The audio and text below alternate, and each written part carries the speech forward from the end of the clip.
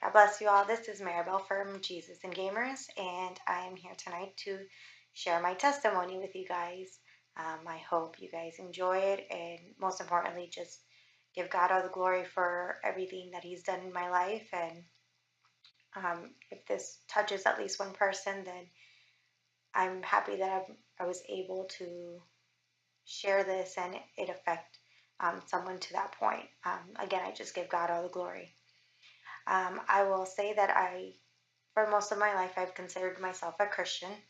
I began my journey in church at the age of 6 and, was super involved in church, lots of kids' activities, kids' church, um, your typical life of learning about God. At the age of 12, I decided that I was ready to be baptized, and I was, and started a new journey. However, from a very young age, I will say that I have always suffered from depression. And so at the age of 12, I knew I was ready for this relationship with God and just wanting to know what He wanted from me. But it wasn't easy. It wasn't easy being so young. It wasn't easy being a part of the group that I was a part of.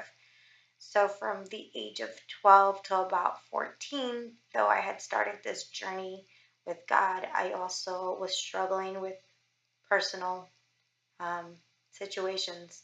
Like I said, I've suffered from depression for as long as I can remember. Around those years,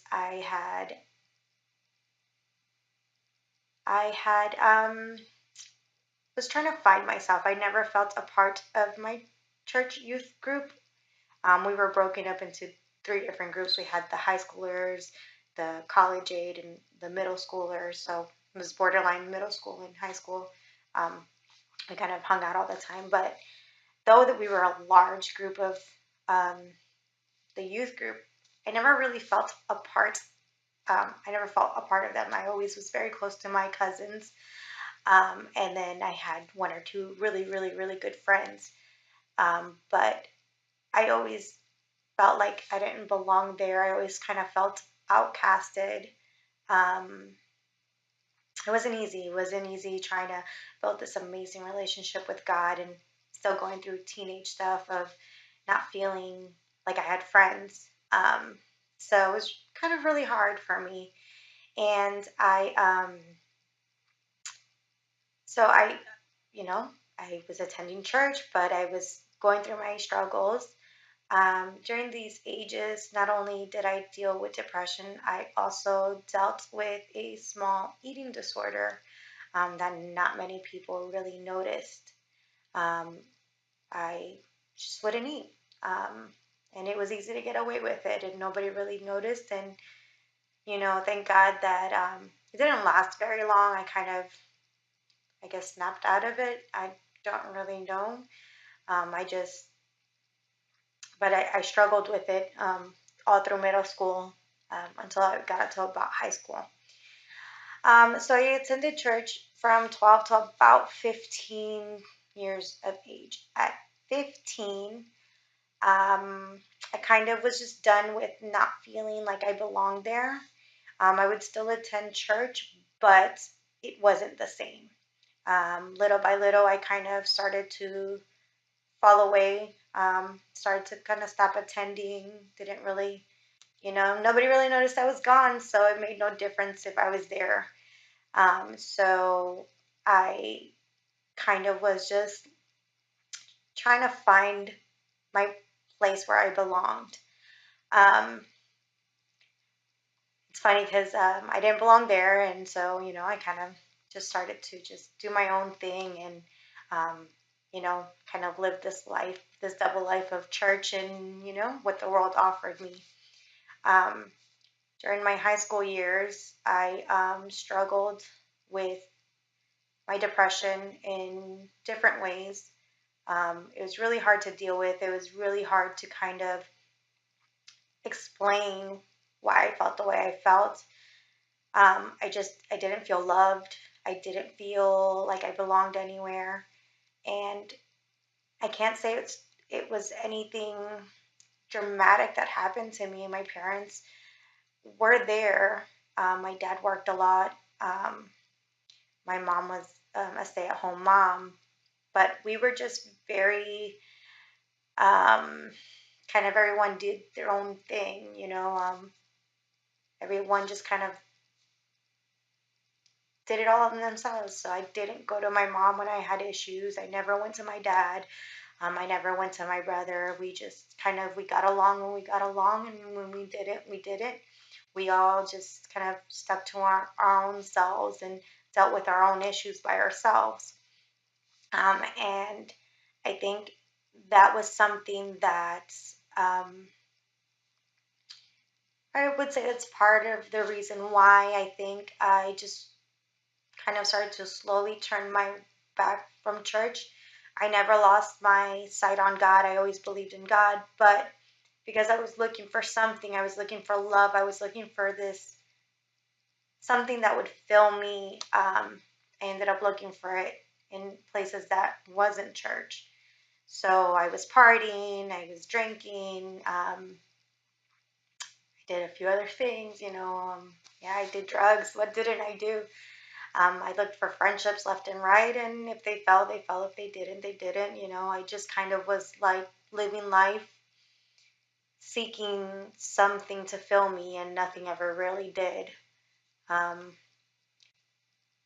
I know that during my high school years, it was really big to be a raver. So I was in that lifestyle, and it was so easy to escape reality. It was easy for me to escape reality if mentally I was never here. If I could be lost by getting high and doing that every weekend or every other day or whatever the case is, then my problems were never there. However, the minute I wasn't, then, you know, back to the depression and back to whatever it is that I was going through. So just kind of fast forward a little bit. Um, After high school, I, you know, wanted to go to college. I wanted to do a bunch of stuff. And, you know, it didn't really turn out that way. You know, after the age of, I think, 16, I never went back to church. I kind of would show up here and there. But I never I never really attended again. I kind of was just, like I said, here and there. And no one noticed. So it didn't really matter to me. Um, by the time I was done with high school, I think I had completely stopped going. I was just living this party lifestyle and, you know, living life to the fullest, you can say. Just not a care in the world. And even through all that, the depression was always, always there. So in high school, and so from by the time I was in high school till about the time I was 20, I did a lot of partying, a lot of escaping reality, as I was saying. Um, you know, during these times where I did do these things where I was raving or drinking or whatever, I always knew that I was doing something wrong. And I would always, it's funny because I would always kind of pray before I did do, you know, the stuff that I was doing because deep down inside, I knew if I were to die right then that I was going to hell. I knew it. I knew better. I knew who God was. I knew what God was all about. I knew that if I were to drive drunk and get into an accident and die, it wasn't going to heaven. It just, that was reality. And I knew that. It wasn't enough for me to stop. It wasn't enough for me to say, this is wrong. I should really stop. It was more of a like, Lord, have mercy on me and don't let me die. Watch over me as I'm doing stupid stuff, you know. And this was every time I did it. This wasn't like here and there. This was all the time. Um, and it just so bizarre. And, you know, it's interesting the stuff that I learned once I did come back to God about that time in my life that I didn't realize then. So yeah, I would always pray, like, God, just, just one more time, and promise I can stop. And never the case until I was about, um, I want to say about 20 years old, when I had a really scary experience. And it was almost like if I had a vision of being in hell. I just was remember that I was rolling or on ecstasy, and it tends to be something that you can hallucinate a lot with. And I was always the one in the group to always see things. Like, that just was the type of person I was. And we joked about it, but now I understand what that really meant. But when I was 20 years old, or the last time I ever did it, I remember just being terrified because I felt like I was in hell. Like, everything was so dark, everything looked so weird, and I remember just kind of telling a friend, like I just need to go to the bathroom, and I need to just kind of snap out of this. I feel weird. And I remember going down this. If the hallway was like this, it felt like it was like that. And I remember that I got to the bathroom, and I'm just kind of like washing my hands and kind of like, Lord, what's going on? Like, this can't be it. I can't be dying. Like, because that's what it felt like I was going to die. Um, and I remember I looked in the mirror, and I didn't see myself at all. I just saw this demonic looking person looking back at me. And it was like almost like staring death in the face. My skin looked so gray and so dark, and like I was looking at me, but I wasn't looking at me. It was just extremely scary, and really, really scary situation. And it was that because of that day. I remember I just kind of went home, and um, I went home, and I was just freaking out and having like the only anxiety attack. And I can't even tell you what was going on. It was like overdosing and a vision. It was just all just so crazy and bizarre. And I remember I was rushed to the hospital, and um, I don't even know. God was just amazing. It's the only thing I can say, because I thought I would have gotten arrested or something crazy like that. And that's not the case at all. But they were able to kind of take me out of where I was. And it was released and sent home hours later. But that was the last time that I did it. Or that's the last time. Yeah, that was the last time I did it. I remember probably like 2 months later, I tried to do it again. And I got so scared that I was like, I can't do this. I can't. So that was the last time I ever did that. So because of that, I, just took up other habits. So I was drinking more, and I was addicted to, um, you know, Xanax, because they mellowed me out, and, things like that. So um, that was that. So around this time, um, I want to say I started to date a friend of mine who was part of my group of friends. And, um,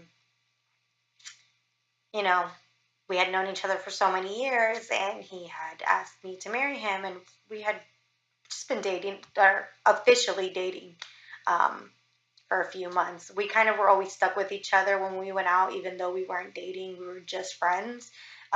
So it was just, we've had this year of being a year or so of being like really, really, really good friends. And so when we decided to start dating, it wasn't too long before he had asked me to marry him. And, against everybody's will, or against what everybody was saying or advising, I just was like, no, I know what I'm doing. I'm totally going to get married. I'll do it at 21. I'll be fine. And, when it kind of went against what everybody really wanted, but that was just how I was. I didn't really care about people's opinion, because I knew what was right. God, I was wrong. So I was married for about 8 years. We were together for about 10. And I will say it was a long and not very easy marriage, even from the very beginning. While we dated, I felt like it was one thing, but the minute we got married, things kind of just started to change. I can't really pinpoint what happened. Um, During these 8 years of being married, I was falling into this depression more and more each year as it went by. I lost friends because of him. It took me a really long time to kind of see the type of marriage I was in, and what's what kind of just saddens me a little bit is that even after I got divorced, it still took a while before I really saw everything um, that I went through. Um, he was very manipulative. Um, because of him, I was super really good. Like me and my cousin were so close. We had this awesome relationship all of our lives. And, even if we stopped talking for years, like when she was at school, it was really hard to kind of hang out with her because she was so busy with school. Like even through then, like we found time to reconnect, and it was like we were seeing each other every day. We just had that type of friendship. And he had just put this doubt in my head that our relationship was what it was, and like he just put these seeds of bitterness and anger towards my cousin, and I never really understood why. But when you keep hearing that over and over, and it just wasn't with her, it was with several people, you start to break off relationships because you're starting to believe this lie that keeps being put in your head over and over and over. And I lost friends because of that, and I kind of stopped talking to people, and I kind of was just so, I just didn't know anymore. I didn't know, you know, how to handle things. And because of the manic depressant that I was going through, I just kind of would just be like, all right, it is what it is. He knew how to manipulate me to a point where, like, yeah, I was wrong. Okay. And that's kind of how it was. Um, as the years went by, it was just more than manipulation. Um,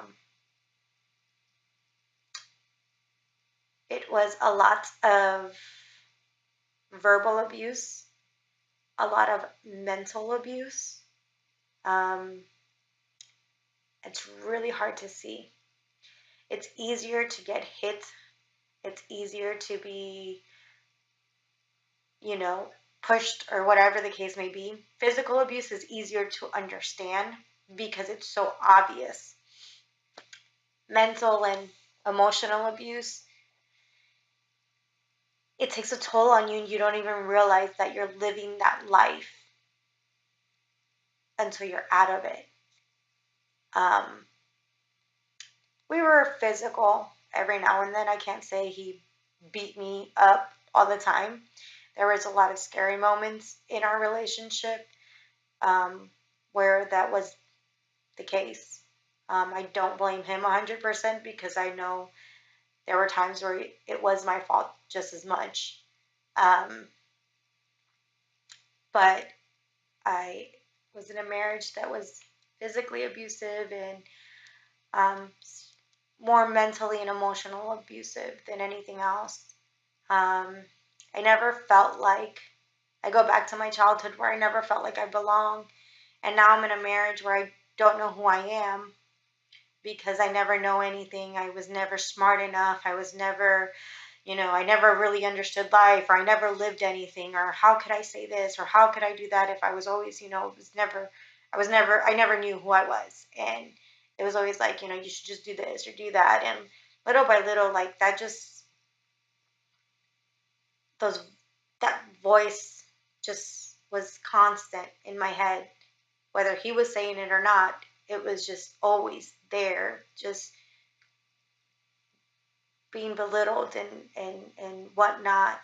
Um, so, I did what I knew how to do. I closed everyone off.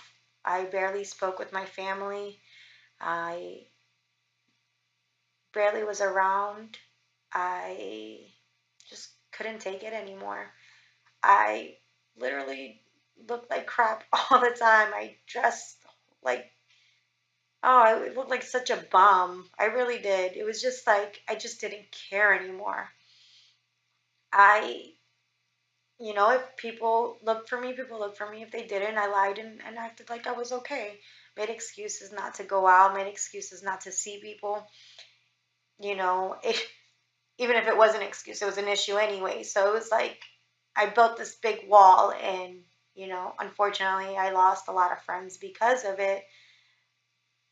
But I didn't know how else to handle things. So, um, sorry about that. So we kind of just, kept living this life of I was never happy. I was really depressed during these years. I tried really hard to, tell him this is what I want in life. I wanted a lifestyle, not like I want to live like this insane lifestyle where we're driving like BMWs and have like this mansion and 15 kids and a white picket fence. I never wanted that. I did want a solid marriage. I wanted to come back to God. Oh, I tried to come back to God so many times and it was just so hard. It was always this fight about it. And it's not that he wasn't a Christian because he said he was. It was just about him living in this world where it was just a religion and religion is wrong. And I'm like, we would argue about it because I never looked at it like that. But it's hard to kind of keep myself up and try to go to church and try to fix our marriage and try to do this. During this time, I was, I told him like I want to have a kid. I'm in my late 20s, and you know, let's just kind of try to make our marriage work. And we kept saying that let's try to make our marriage work. And I finally was like, hey, can we at least let's work on our marriage, but I want to have a kid and whatnot. Um, Unfortunately, during this time, I have I found out that it's not easy for me to do it. I do have um, PCOS, um, and because of it, I wasn't getting pregnant. Um, you know, and it was hard to kind of hear that or understand that because at the time it's what I wanted the most. You know, I was willing to keep trying for a marriage, but that's what I really wanted, and that wasn't the case. So I remember, I think it was like um, in 2012, I believe I was at my lowest of lows. I just couldn't with life anymore.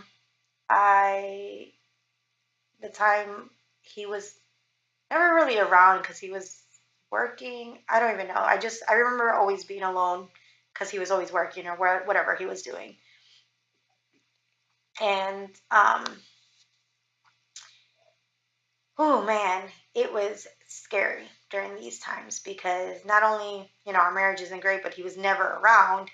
Um, I had we had a dog, and that's who I would let sleep on the bed because I was always so scared to be alone.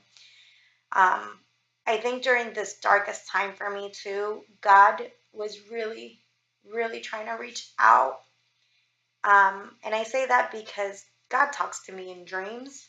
Um, you know, I read the words. There's other ways, but He mostly speaks to me in dreams.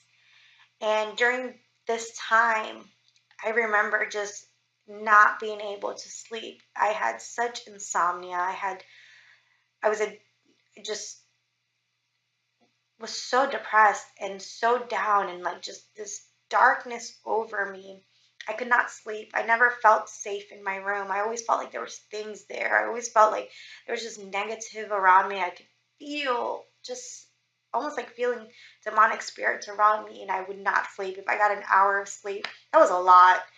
Um, and anyways, during this really dark time, I want to say God was trying to reach me because the times that I was able to sleep, I would have dreams of the world ending. And no matter how it happened, it always ended with me either on my knees, begging God to save me, even though I knew it was too late, even I knew the rapture happened and I was left behind. And each scenario changed, like I could have been in the ocean, or I could have been at a park, I could have been at my house. It always ended with me begging God to save me, though I knew it was way too late. So, I'm depressed. Now I'm having these dreams where I'm getting left behind and I'm struggling, and what am I going to do? And I remember, um, I couldn't take it anymore. My cousin, so, um, during this time, I remember my cousin finally had reached out to me, or I don't know, we reached out, and it was getting close to my birthday, and she had said, you know what, let's let's go out and have lunch, celebrate your birthday, and just kind of catch up. We hadn't seen each other for God knows how long. Um, and I said, okay, let's go. Let's meet after work and we'll just go celebrate my birthday and we'll talk and catch up. And we ended up going to our favorite place now, or it's our go-to birthday celebration place, Sweet Tomatoes, which is really amazing. But anyways, we ended up going there, and I'm looking at my cousin, and I'm seeing this. I'm looking at her, and I just see her so different than the last time I saw her. She just had this beautiful glow on her, and she's so radiant and so just. I just found her so beautiful. And as we were talking and I was just, catching up, I realized that she had looked that way because she had turned her life around and had God gone back to God, and God was doing these amazing things in her lives. And so she was just shining Jesus pretty much. And we're in the middle of Sweet Tomato, and I just start bawling, and I just kept telling her, oh my gosh, that is what I want. I want this. What I'm seeing in you is what I want. And I remember telling her, I just remember saying, like, oh, but it's just, I know it's not possible. Like, I've messed up so many times. God doesn't want to deal with me. Why would he want to deal with me? Look at everything I've done. Look at the things that I've done in my past. Like, I'm so beyond being forgiven. I'm so beyond the point where God wants anything to do with me. I don't deserve his love. I don't deserve who he is. And I remember I was telling her about this dream that I had where we were in church, and God had used someone to kind of speak to the church. Um, she was, I guess, like a prophet, and was speaking to the church, message from God. And I remember I'm sitting on one of the benches, and she comes up to me, and the Lord tells me, you don't love me. And in my dream, I'm just crying, and I'm like, but Lord, I do love you. And he just says, no, you don't love me. And she walks away, and I remember feeling like God left me. Like, why does he want anything to do with me? So I'm telling my cousin this at Sweet Tomatoes, and she's like, no, you're so wrong. God loves you. Yeah, you have to come back to him. You have to. You just just just try again. And bawling in Sweet Tomatoes in front of all these people, we probably think we're crazy. And so she had invited me to church. I think it was like that next day. And her and her sister, my other cousin, were doing like a Bible study amongst friends and family. And she's like, you should come to that too. And I was like, you know what, I have nothing else to lose. My marriage is pretty much, you know dying. I can't get any lower than what I am. Drinking, I was addicted to sleeping pills. Like, nothing was working. I had nothing else to try. So let's try God. Why not? And I remember going to church the next day, and oh, I just remember like bawling. And I remember someone prayed for me, and God used this person to really just just tell me some things that only God knew. No one else could have known anything that this person was saying. This person had no idea. And God really just spoke to me that day. And I remember I was like, okay, I'm giving it all back. Let's do this. Let's start over. Etch a sketch this part of my life. Let's completely devote myself to God. Let's try it. What can I lose? And so I started going to the Bible study with my cousins, and I was attending church regular, and I was just trying to grow with God, and you know, growing in one way, and then uh, things get crazy again, and my marriage just kind of gets rougher. And I'm telling people, like, the word says, to not get divorced and to fight, and God can do make possible the impossible. So I kept fighting for my marriage, but at the same time I was so ready to let go. But I just felt like if I let go, then I was failing God. But if I kept fighting, I felt like I was losing myself. And this was just such a tug of war. And I knew the enemy had his hands all over that as well. Um, so whatever, I kept growing with God. And so fast forward through my journey, I want to say it was like 2013. So in 2013, I think God was just doing some amazing things in my life. And I came to a point where I was just done. I was done fighting for something that wasn't working anymore. And it was costing my relationship with God. And it was to the point where I just didn't feel safe anymore. I got tired of the abuse. I got tired of not being a priority in this marriage. I got tired of being stepped on and, being told that what did he say? It's a good thing that I'm not a mom because I would never be a good one. And he hurt me knowing that that's something that I had desired with all my heart. Um, yeah, so it just got to the point where I was done. And after lots of praying and a lot of talking to my family and just kind of asking for advice, I remember I just kept telling mom, like, I think I'm done. And, she's like, I can't tell you what to do, yes or no. You know how I feel, but the decision has to come from you. I will help you regardless of what your decision is. And I remember our very last argument, I don't even think it was anything serious. I think it was something really stupid. But it was like a light bulb of, I'm done. I don't want to do this anymore. I have tried for years to make this work, and I am no longer happy. I can no longer do this anymore. I'm fighting and fighting for nothing.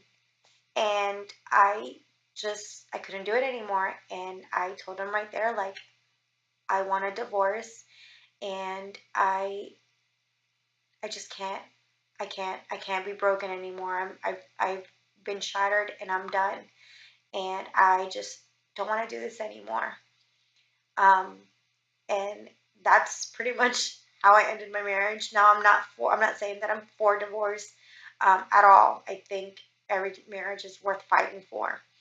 I think for me personally, um, I just couldn't take anymore. So I ended up moving out and whatever, going back to my parents' house at the age of 29. Yeah, 29, 28. 28. I ended up moving back to my parents' house. And so it is what it is. I decided that, you know what? I'm going to just give it all to God. And I had gave him all. I gave him all the baggage that I could. And unfortunately, I tried to give him all the baggage I could, but I still held on to some. Um, and actually, I want to say even prior to getting the divorce, maybe around before I met up with my cousin, I remember going to a psychologist or a psychiatrist because I just didn't know who else to turn to. And, go figure, they tell me I'm manic depressant, which I already knew, but these doctors, I tell you, they said I was bipolar. They said I had a personality disorder. They said I was manic depressant. So they had prescribed me so many pills, and it was just like, yeah, no, I can't do this. I know manic depressant I give you, but all these other things, I know I'm not. So I was like, psychiatrist can't help me. So when my cousin came, it was like, you know what? Who else can I trust at this point? Like, let me just give it to God. And that's kind of, um, what I did. I gave him all. And yeah, I kept holding on to things because, I got this. God, you have this. But God is mighty and he's great. And he has done some wonderful things. And I remember going to this women's retreat where um, God just did some amazing, beautiful things, and I just kept growing and growing and growing. So I'm going to fast forward a little bit because I didn't mean for this to be so long. But so that was 2013. I think my divorce was finalized in 2014, and I was 30. Oh my gosh, that was like so hard for me because I just kept looking at it like, God, I'm 30. I am divorced. I have no kids. I have a job. I never finished school. So it's like, I don't have anything to show for it, God. Like, this can't be my life. But you know what, God? If this is what you want for me and this is where you want me, then here I am. Like, use me however you want. So he did just that. And I was super involved in church, and I just kept growing this wonderful relationship with God. Um, and as years from 30 to 32 went by, I remember at one point I just kept saying, God, if you want me to be single, then I will dedicate my life to you completely. I will give you my all. But Lord, if you have someone for me, then let you bring them, because I make horrible decisions. I am not good at picking out guys. I'm not good at finding a boyfriend or a relationship. I am no good at that. So Lord, that is up to you. I just ask that if it's someone that you have for me, Lord, let it be a man that loves you above all things. Um, it's just something I kept praying about. Like, Lord, I'm okay being single, but if you have him, then you bring him to me and let him love you more than anything in this world. And so I want to say in 2016, yeah, 15, 2015. Anyways, doesn't matter. I ran into who my current husband at a birthday party for my cousin. And we knew each other from being younger at church when we were teenagers. And so, we just kind of, hey, how are you? It's been so many years. And we just started to talk and started to get to know each other again, like, kind of catch up on life. And that started that day. And, about want to say like 2 weeks later, he reached out to me and we were just like, hey, let's have lunch. Okay. God knows what he's doing, because that day at work, out of all days, it happened to be the day that my computer was being worked on at my job. So I was able to extend my lunch because I couldn't work anyways. So I went and told my boss, like, hey, can I just take a longer lunch since I can't work? And once I get back, hopefully it's up and running. So I was able to extend my lunch and have lunch with my husband. And go out and meet him, and we just kind of talked and talked and talked and hung out. And I think we just kept meeting up almost like every day after that. We would go have lunch, we'd go have ice cream, we went and had dinner. And I realized, what a great person he was. And just, obviously I thought he was cute, but it was just like we became friends. And the joke in my family is that God was sitting there with his box of popcorn, just eating it up, waiting for the for the ship to fall in my lap because I'm all about confirmations. Um, so, anyways, um, so I, started to hang out with him, and we started to date, and little by little, I started to ask God, like, God, is this who you have for me? Because I don't want to date. I don't want to be in a relationship, but I'm starting to grow feelings. And if this isn't who you brought into my life, I don't want anything to do with it. Like, something has to happen. We can't be friends because I'm smitten by him. And um, as time went by, we just, we started to date, and I prayed and I prayed, and I asked God, look, God, if this is who you have for me, I need confirmation. And sure enough, God definitely showed off because God is amazing. And I got my confirmation, you know, 10 times more than what I asked for. So we made it official, and we dated for a year, and then we got married. We're gonna go on a year in a little bit. In a few months, we'll be a year married. And all I can say is when you give your all to God and you allow God to show you what it is He wants and the plans that He has for you, and you do things according to His will, things will fall into place so much better than whatever you could have thought. And, um, I'm in a marriage now where we just speak with such love, and we care about each other's feelings, and we're not selfish in what we do. Um, Most importantly, we built our relationship with God first, whereas my previous marriage didn't have that at all. God wasn't even top five. Where in this relationship, God is.